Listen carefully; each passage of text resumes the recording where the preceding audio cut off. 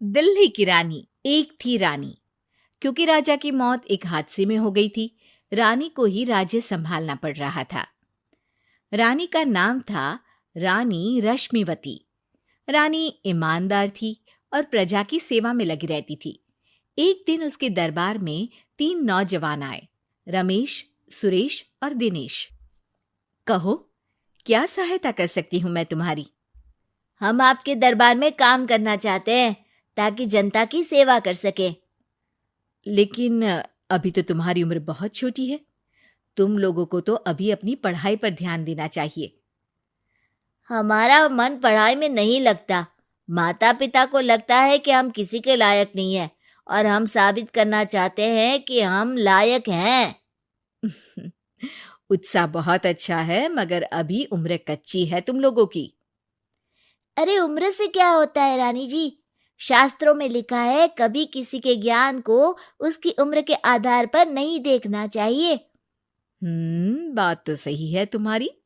और अगर सच में तुम अगर ये संकल्प करके आए हो कि तुमको यहाँ काम करना है, तो पहले परीक्षा देनी पड़ेगी। 3 परीक्षा। एक शारीरिक परीक्षा, एक बुद्धि की परीक्षा और एक देशभक्ति की परीक्षा। और ये क्या है? वो मंत्री महोदय तुम्हें समझा देंगे। हमारे पास समय नहीं है। अगर तुम लोग तैयार हो तो बताओ। हाँ हाँ, हम तैयार है किसी भी परीक्षा के लिए। मैं भी तैयार हूँ कुछ भी कर गुजरने के लिए। तो ठीक है मंत्री जी, आप इन तीनों की परीक्षा कल से ही शुरू कर दीजिए। जो आज्ञा रानी साहिबा। अगले दिन से ही तीनों की परीक्षा शुरू हो जाती है। पहले शारीरिक परीक्षा, यानी किस में कितना है दम, ये देखेंगे हम। क्योंकि शरीर में दम होगा तभी तो प्रजा की सेवा में दम लगा पाओगे। हमें क्या करना होगा? वो पेड़ दिख रहा है, जो सबसे पहले चढ़ेगा उस पे दरबार में नौकरी पाने के अवसर उसी के बढ़ जाएंगे। मैं चढ़ता हूँ।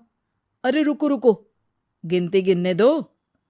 1, 2, 3। 3 की गिनती के बाद रमेश और सुरेश भागकर पेड़ के पास गए, मगर दिनेश आराम से पेड़ के पास गया। जैसे ही रमेश और सुरेश आधे पेड़ तक चढ़ गए, दिनेश ने उन दोनों की टांग पकड़ के उन्हें नीचे गिरा दिया और खुद पेड़ पर चढ़ गया। दिनेश की जीत हुई। अरे लेकिन इसने बेईमानी की। बेईमानी नहीं की, बुद्धि लगाई। शरीर के दम के साथ दिमाग में भी दम होना चाहिए। क्यों मंत्री जी? हाँ हाँ, बात तो तुम्हारी सही है। लेकिन बात अगर बुद्धि की है तो बुद्धि की असली परीक्षा हम कल लेंगे। शाम को जाकर मंत्री रानी को सब बता देते हैं। यानी दिनेश उन सब में ज्यादा होशियार है। जी रानी साहिबा। अगले दिन तीनों की बौद्धिक परीक्षा का समय होता है। आज हमें क्या करना है मंत्री जी? थोड़ा सब्र करो, कल जल्दबाजी में ही हारे थे तुम। सही कह रहे हैं मंत्री जी। अरे तू क्यों ज्यादा बोल रहा है? तू भी तो हारा था ना कल। ए दिनेश, ज्यादा होशियार मत बन। अरे अरे अरे, लड़ो मत। आज की परीक्षा पर ध्यान दो। आज की बौद्धिक परीक्षा में ये कुछ बोरे हैं, कुछ में नमक है और कुछ में रुई। जिसको जो ले जाना है उठा लो। देखते हैं कि कौन जल्दी से कोई भी एक बोरा नदी के उस पार लेकर जाता है। समय शुरू होता है अब। तीनों बोरों की तरफ बढ़ते हैं। सुरेश, नमक की बोरी भारी है, ले जाने में मुश्किल होगी।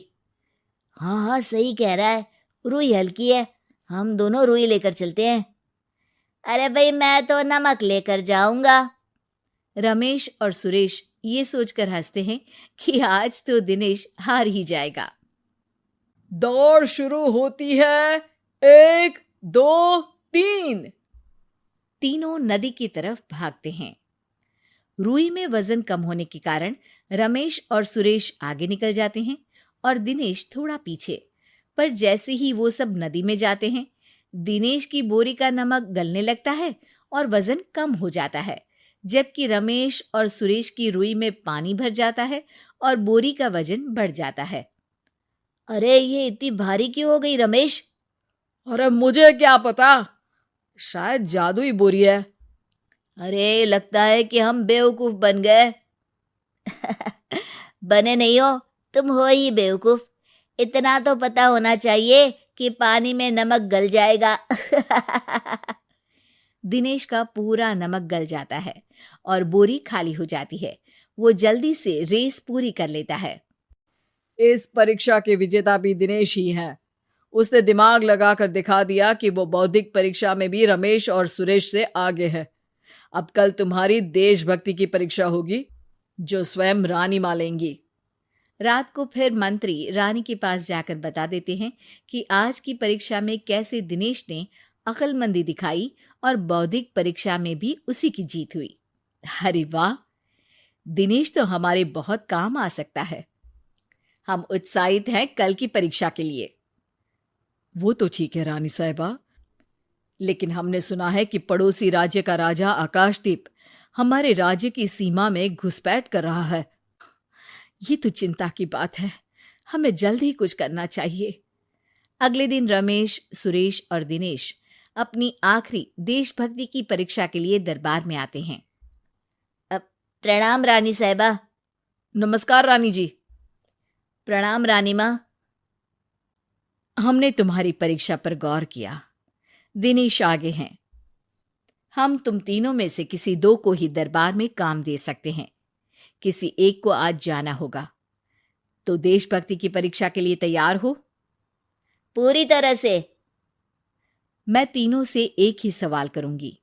जिसका जवाब सबसे सही लगेगा उसे तो नौकरी मिल ही जाएगी।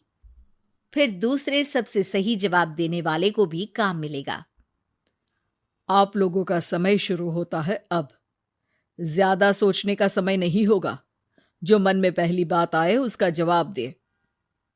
तो सवाल यह है कि तुम इस मिट्टी के लिए क्या कर सकते हो?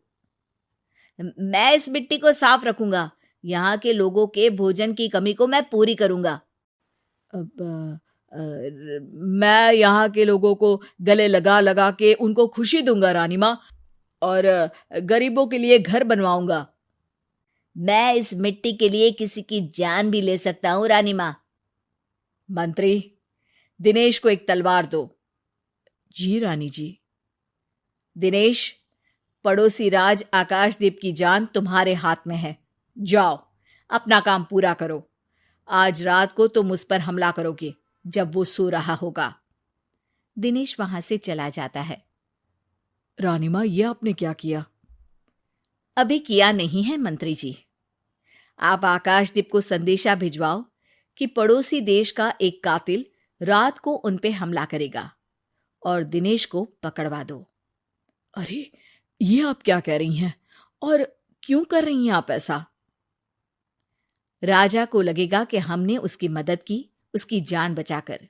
वो हमारे राज्य का पीछा छोड़ देगा और हमारा एहसानमंद हो जाएगा।